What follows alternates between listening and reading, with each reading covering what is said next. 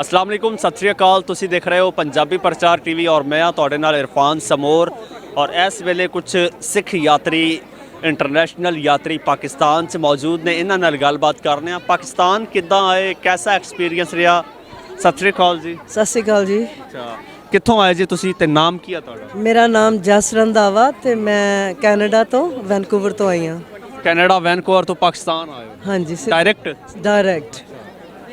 कुछ लोग कुछ यात्री मैंने मिल रहे हैं ਜਿਹੜੇ इंडिया राही पाकिस्तान आए हैं, कनाडा तो इंडिया तो हो के फिर पाकिस्तान। हाँ जी, मैं ऐसे किया है क्योंकि मैं वीज़ा अप्लाई किया सी, थोड़ा मे भी टाइम नहीं ਸੀਗਾ ਜਾਂ ਕਿਵੇਂ ਵੀ ਆ 5 ਵੀਕਾਂ ਵੇਟ ਕੀਤੀ ਪਰ ਉਹਨਾਂ ਨੇ ਦਿੱਤਾ ਨਹੀਂ। ਫਿਰ ਅਸੀਂ ਵਿਦਡਰਾ ਕਰ ਲਈ ਸੀ ਐਪਲੀਕੇਸ਼ਨ। ਅਸੀਂ ਕਿਹਾ ਨੈਕਸਟ ਟਾਈਮ ਸਹੀ, ਫਿਰ ਅਸੀਂ ਸਿੱਧੇ ਪਾਕਿਸਤਾਨ ਟੂਰ ਵਾਸਤੇ ਚੱਲ ਜਾਾਂਗੇ ਬਸ। ਅੱਛਾ, ਇੰਡੀਆ ਤੋਂ ਹੋ ਕੇ ਆਉਣਾ ਸੀ, ਇਹਦੀ ਕੋਈ ਖਾਸ ਵਜ੍ਹਾ?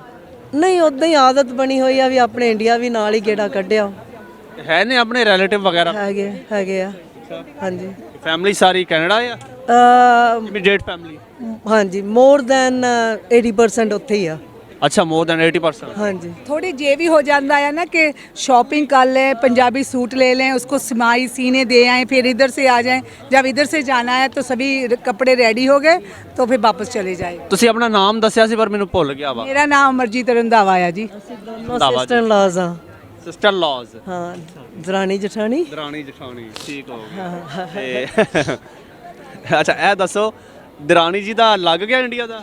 हाँ जी, मेरे को ओसी आई है। ਇਹਨੇ ਤਾਂ ਲਾਈਫ ਟਾਈਮ ਦਾ ਲਿਆ ਹੋਇਆ। ਅੱਛਾ, मैं एक दिन ना पाकिस्तान का भी लाइफ टाइम का ही ले लेना है वीज़ा। ਉਹਨਾਂ ਦੇ ਫਿਰ ਆਉਂਦੇ ਜਾਂਦੇ ਰਹੋ। हाँ, ऐसे ही करेगा। ਸੈਕੰਡ ਟਾਈਮ ਆਈ ਆ, ਮੈਂ ਪਹਿਲੀ ਵਾਰੀ ਆਈ ਆ। ਅੱਛਾ ਆਲ ਬਿਕਾਜ਼ ਆਫ ਹਰ।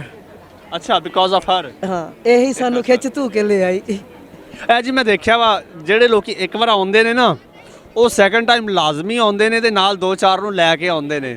ਜਿਹੜਾ ਇੱਕ ਵਾਰ ਆਉਂਦਾ ਉਹ ਇੱਥੋਂ ਦਾ ਐਂਬੈਸਡਰ ਬਣ ਜਾਂਦਾ ਵਾ। ਬਣਿਆ ਜਿਹੜਾ ਨੈਕਸਟ ਟਾਈਮ ਅਸੀਂ ਆਉਣਾ ਹੈ ਨਾ ਉਦੋਂ ਵੀ ਸਾਡਾ ਵੱਡਾ ਗਰੁੱਪ ਆਏਗਾ।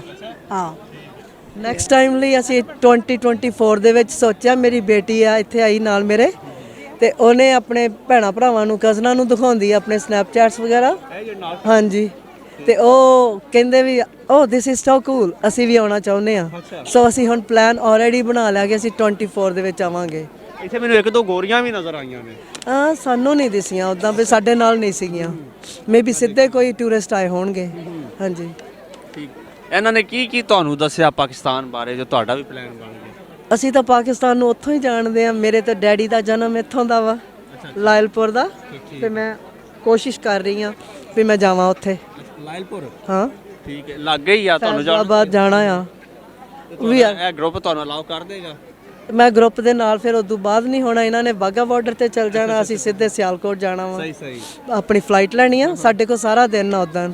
सो साडा टूरिस्ट वाले अच्छे लोग हैं, वो साडी सेफ्टी के लिए ही ऐसे दिखा ਕੋਆਪਰੇਟ ਕਰਦੇ? कर। हाँ जी, पूरा वेरी। जे ना कोऑपरेट कर तो फिर ਅਸੀਂ ਆਣਾ ਹੀ ਨਹੀਂ। ਜੇ ਉਹ ਅੱਛੇ ਹੈ तो साडा हॉस्पिटैलिटी तो बहुत अच्छी है। ते ताई तो बाहर हॉस्पिटैलिटी अच्छी है, वेरी गुड। जो इधर के भी सभी ऑर्गेनाइज करते हैं वो भी बहुत अच्छे लोग हैं, तो जो उधर से लाते हैं वो भी अच्छे हैं।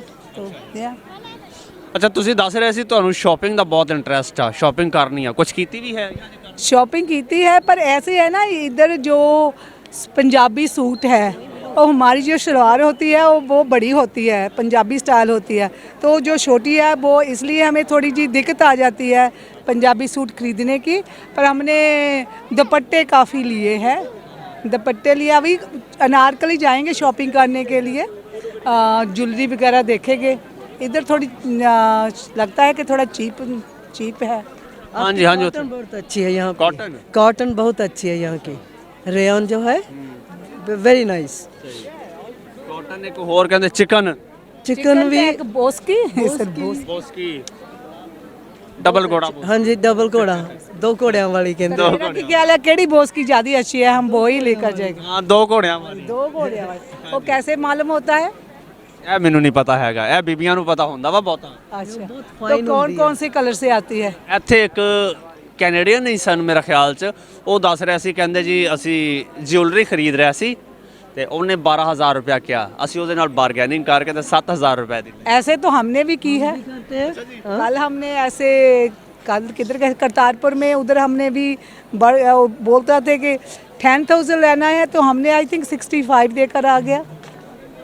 बार्गेनिंग तो करते हैं, बार्गेनिंग तो हम पहले करते हैं। कनाडा च भी है स्किल्स नहीं जी, जो फिक्स है वही होता तो है। एक पैनी भी लेस नहीं कर सकते। नहीं, ਫਿਰ ਇਹ ਸਕਿੱਲਸ ਕਿੱਥੋਂ ਆਏ ਅੱਛਾ ਬੀਬੀਆਂ ਦੇ ਖੂਨ 'ਚ ਹੈਗਾ। ਪੰਜਾਬੀਆਂ ਦੇ ਔਰ ਬੀਬੀਆਂ ਦੇ